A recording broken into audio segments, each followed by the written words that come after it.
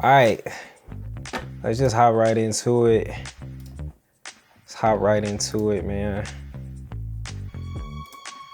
So for those of you who don't know, I've been curating events and being a part of video production since I want to say way before 2015. When I was in college, we used to have parties and stuff like that. I was risk management, so that was like kind of my first like start in seeing like how parties and events are supposed to be run from that perspective, and just the whole journey from inception to execution until the last person leaves at the party or the event or whatever it is that you're putting together. Whether that's a party, whether that's an art gallery, whether that's a wedding, whether that's a mixer, you know, some type of DJ event, some type of open mic performance or something like that, or even all the way up to like big stages as a festival. You know, I've been part of each and every type of event. I have a lot of experience, years worth of experience in event curation and event operations. So right here, this is just my YouTube channel. This is just stuff I was doing for a very long time, man. Like music videos, Sneaker Fest, Atlanta, Sneaker Fest, and all those things like I've been a part of. Tons of video productions, traveling. It's a lot, man, it's a lot. Let's see, let me switch accounts. So here we got, this is the live from the living room page, YouTube page at least. I've been doing this for, this ain't even a correct time. This say 2 years, but it's been longer than that. I started posting videos on one channel, and then like a year later, 2 years later, I started posting on this channel. So this ain't even a real reflection of all the videos that's been out for Live from the Living Room. As you can see, this is season 2, this is season 1, then moving on to season 3. But me putting together certain type of events like the live performance that we did, like we had this whole live performance that we did, like where we brought artists into the space to perform live and stuff like that. This was really cool. But hey, so I don't know, I wish I had like questions and stuff to go out for. I am a creative director, I am a producer, and an event operator. I've done art galleries in the city. I've been part of like culminating events, a lot of artistic events, large scale productions, small scale productions, commercials, festivals, all those type of things I've been a part of. Book launches, anything and everything that you could possibly think of event-wise, I've been a part of it. Like I always tell people, like one of my favorite jobs was working at Under Armour, or not Under Armour, I was working at Intersport. So Intersport in Chicago, and they do the Under Armour football game, or they did the Under Armour football game, but now they do Under Armour camps and a variety of things that's going on over there with different brands and stakeholders and sponsors and investors. And yeah, I was able to see like how all of that worked from the production side and from the event operation side. So that just gives me like a vast knowledge of how it's supposed to be run.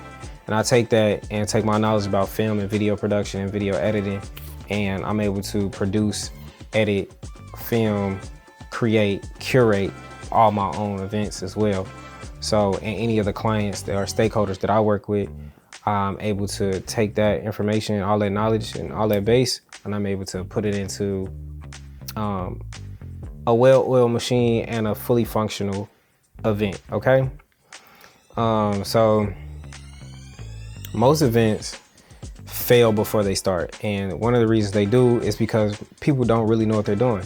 A lot of people think it's about trial and error, but why would you do trial and error when you can come to somebody like me who already knows how to run your event and how to successfully run your event? And then everybody is in different stages when it comes to an event. Some people might be in a beginning, grassroots, I just got here phase, you know, so, and then other people, they might be in a growing season, or they want to scale their event.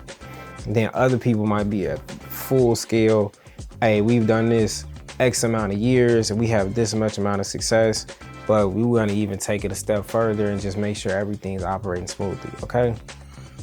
So I've been through the ringer, I've been through all of that. And I want you to know, it's not easy doing this. It's not easy running events. It's not easy putting them together. It's not easy finding funding for an event. But at the end of the day, if it's something that you believe in, if it's something that you're passionate in, and if it's something that you want to continue doing, you're gonna find a way to make it happen, okay? So as a creative director, I'm not just looking at the event itself, I'm looking at the entire operation of the event.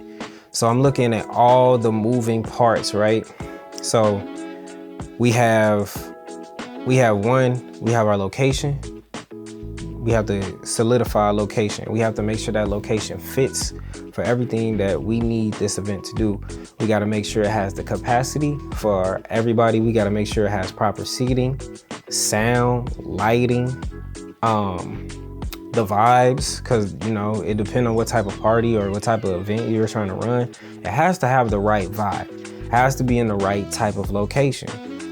There's certain people that don't fit in certain spaces because that's not the vibe you're looking for. You know, there might be something a little bit more underground that you're looking for, something that a little bit more upscale that you're looking for. So finding the right event space is one of the most important things when it comes to this. So you can use your Peerspace. Most people know about Peerspace. Gigster, you can use Gigster. Event Up is a good one. The Storefront, Event, local park districts you can use. You can tap into local colleges to use their spaces, bars. Anybody with a venue or anybody with some type of like area where you can host your event that fits for you, that's what I would say tap into. Or tap into whoever owns that space or whoever operates and manages that space, okay? So that's the first kind of step, is like point of contact. You can't be scared to put yourself out there. Like, you can't be afraid of that. You can't be afraid of asking questions. You can't be afraid of going to the people that you want to go to. You know, especially if you have a dream and there's something that you want to do, that you want to put together, okay? So that's one of the things that I would do first. Find the correct event that fits your vibe. You know, obviously budget is involved. We always got to talk about budget when it comes to events, because eventually you do want to make money doing your event. You know, if that's your goal, you want to make money, okay? So we have to be mindful of our budget. We have to be mindful of the capacity, all that. Who's the crew? Who are the people that you know are going to be able to execute this event the proper way? You know, who in your company can take on certain type of jobs? For example, obviously you got your creative director or event producer or event manager. That's one job, okay? You have another job, which is your head of security, okay? You have another job that might go to your marketing person who's marketing the event. Then you have your graphic designer who's doing the graphics for the event. All right, who's the point of contact? Who's the POC?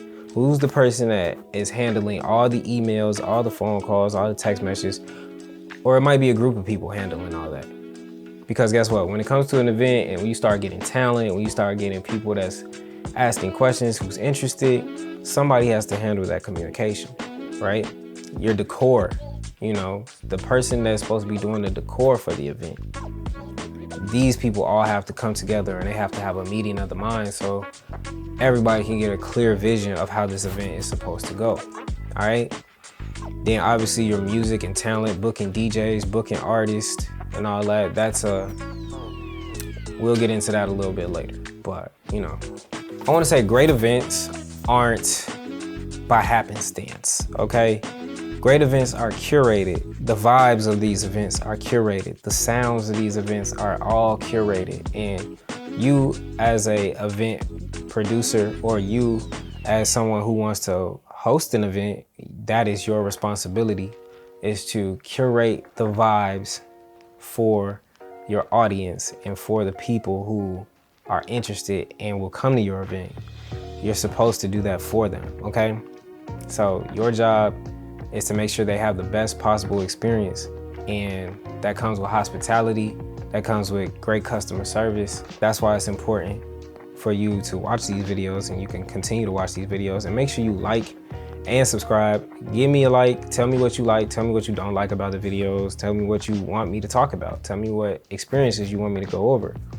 Or if you have any questions, I'm here to answer it. So make sure you do hit that like button so I can get into this algorithm, and make sure you do subscribe to our channel, because I'm trying to grow this channel. I want to teach people on this channel, and I want to just teach people a little bit about myself and what I know about YouTube, okay?